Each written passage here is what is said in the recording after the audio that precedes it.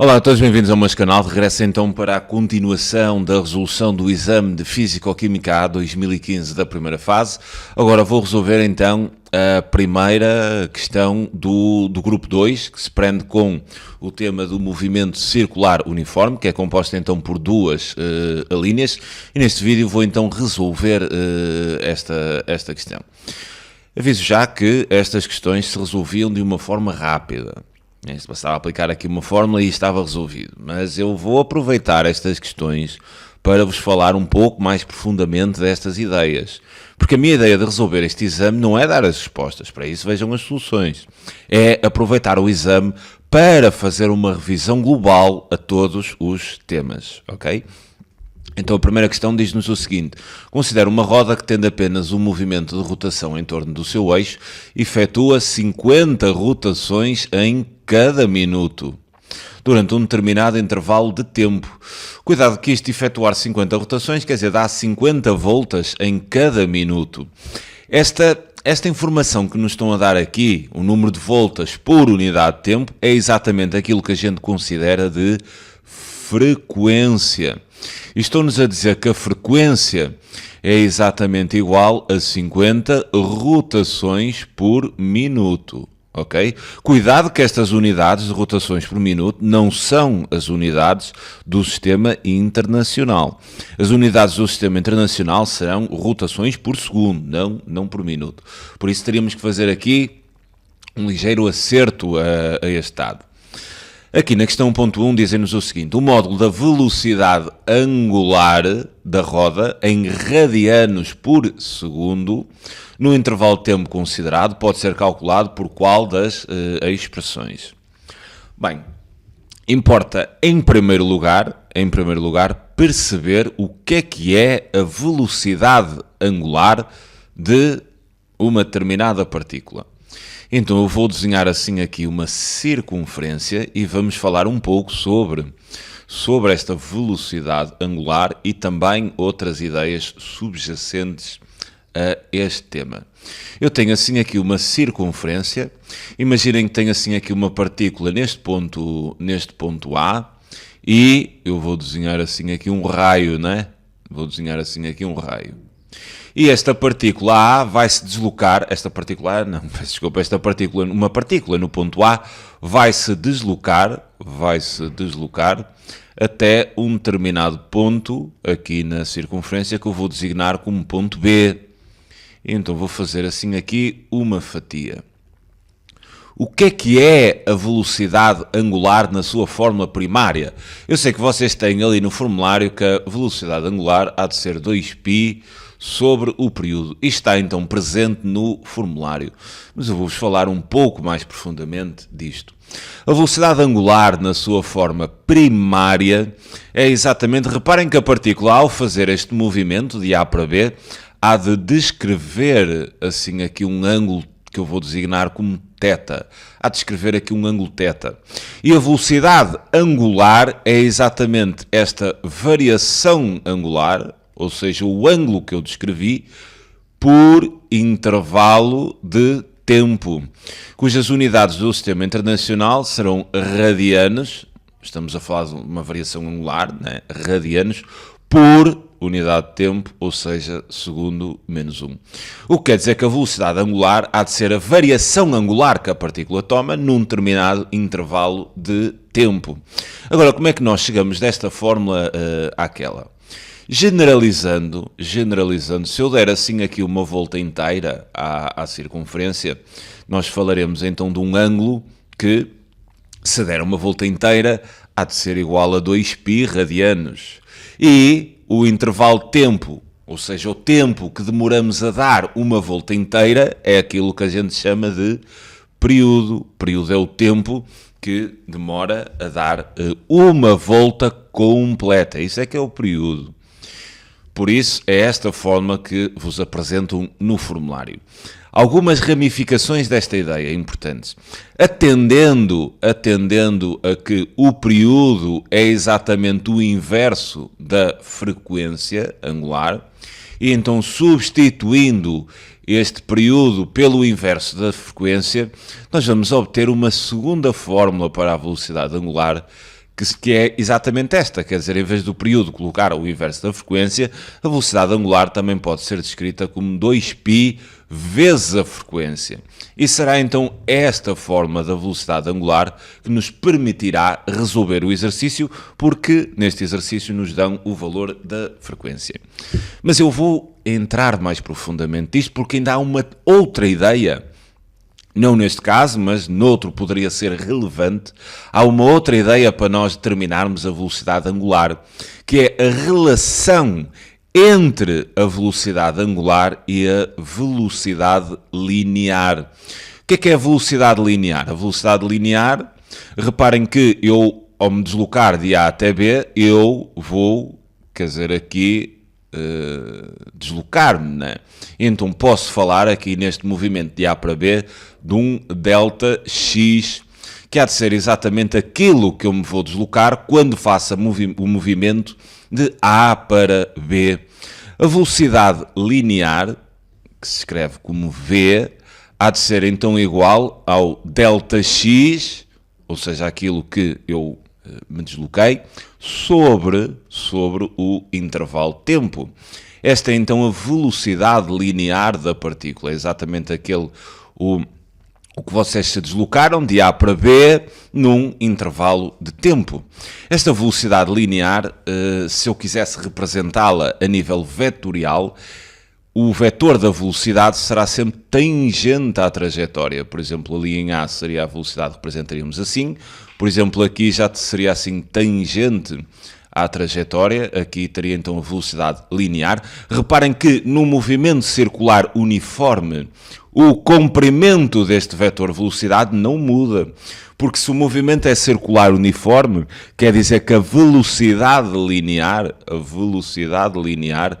é constante. Mas aqui surge sempre uma questão que vocês colocam neste tema, que é, quer dizer, mas se a velocidade é constante, como é que pode haver aceleração? Aí está uma pergunta importante. Apesar da velocidade não variar em módulo, eu aqui deveria colocar o módulo da velocidade é que é constante. A velocidade é 3 metros por segundo e isso não vai mudar.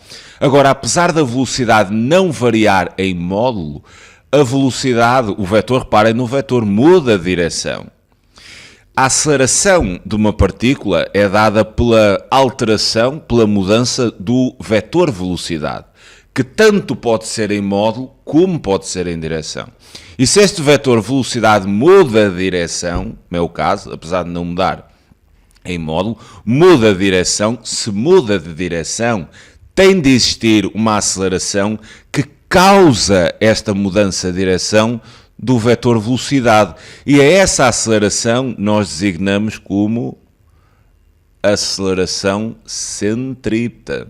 A aceleração centrípeta é aquela aceleração que causa a mudança de direção do vetor velocidade, cuja direção é radial e aponta exatamente para o centro da curva.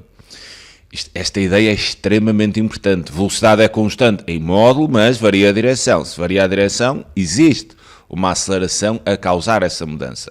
Ou seja, a aceleração tangencial, que é aquela que trabalha com a mudança do valor em módulo do vetor velocidade, aqui é zero. A aceleração tangencial é zero porque a velocidade não muda em módulo, mas a aceleração centrípeta não é zero porque a velocidade muda de direção.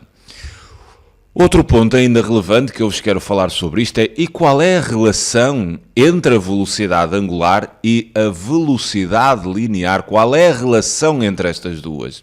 Era essa a terceira ideia que eu queria trabalhar neste vídeo, porque existe uma relação forte entre a velocidade angular e a velocidade linear. Pensemos no seguinte, eu vou olhar assim para isto que desenhei aqui.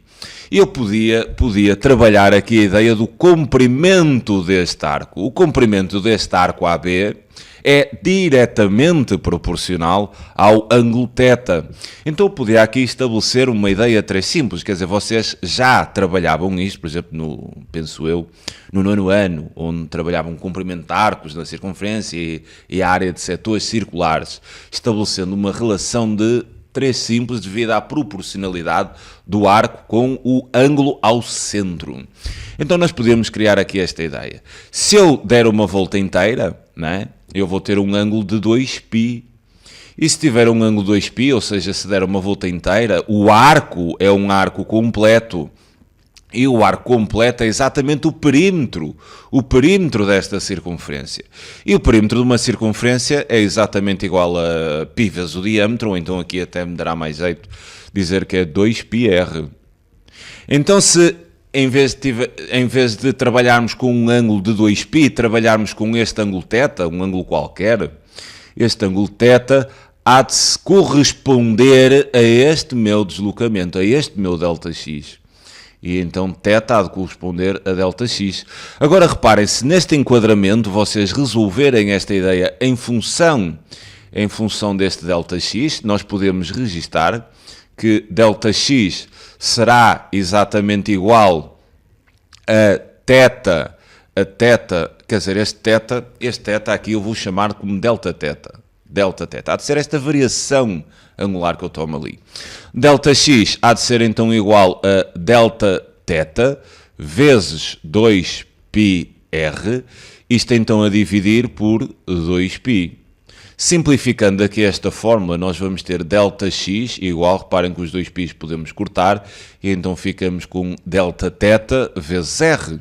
Se eu agora, nesta igualdade, dividir ambos os membros pela unidade temporal, ou seja, dividir aqui o lado esquerdo da equação por ΔT e tomar a mesma iniciativa no lado direito da equação também dividir por ΔT, posso fazer isto, porque estou a dividir ambos os membros pela mesma quantidade. Reparem que ΔX sobre ΔT é a nossa velocidade linear e Δθ sobre ΔT é exatamente a nossa velocidade angular. E então nós temos que a velocidade linear será igual à velocidade angular vezes o raio. E esta ideia que eu vos agora apresentei aqui é uma ideia super importante, porque consegue relacionar a velocidade linear da partícula com a velocidade angular e o raio da trajetória. Fiquem com esta ideia que é extremamente importante. Neste exercício não, mas noutros poderá ter a sua relevância. Bem, fazendo então aqui este apanhado todo do movimento circular uniforme, falta ainda falar da aceleração, mas isso vai cair então na segunda pergunta. Eu agora finalmente vou responder esta questão. Aqui pedem-nos o módulo da velocidade angular da roda em radianos por segundo, no determinado intervalo de tempo. Bem, se eu tenho a frequência, né? Eu quero determinar a velocidade angular, eu vou aplicar aqui esta ideia, onde tenho que a velocidade angular há de ser 2π vezes a frequência. Só que a frequência, eu tenho que converter esta frequência em rotações por segundo. Não há problema, não é difícil de o fazer. Eu tenho assim 50 rotações e por 1 minuto, né, apenas tenho que converter 1 minuto para segundos. Muito simples. Vou ficar então com 50 rotações a dividir. 1 minuto quantos segundos tem? 60. Então tenho 50 rotações em 60 segundos. E é este o dado que eu tenho que entrar a nível de cálculo da velocidade angular. Tem de ser rotações não por minuto, mas por segundo. O que ficaria então 50 sobre 60. O que quer dizer então, respondendo à questão, que a velocidade angular há de ser 2π vezes a frequência serão então 50, 60 avos radianos por segundo. O que quer dizer que a nível de resposta seria então a opção A estaria correta. Bem, avançando aqui para a segunda questão, na segunda questão dizem-nos o seguinte: na figura 1 estão representados essa roda e 2 pontos, o ponto P e também o ponto Q de um dos raios da roda. Quer dizer, num dos raios da roda nós temos 2 pontos, um ponto Q mais próximo do centro, ou seja, terá um raio mais pequeno do que o ponto P que está mais afastado do centro da roda.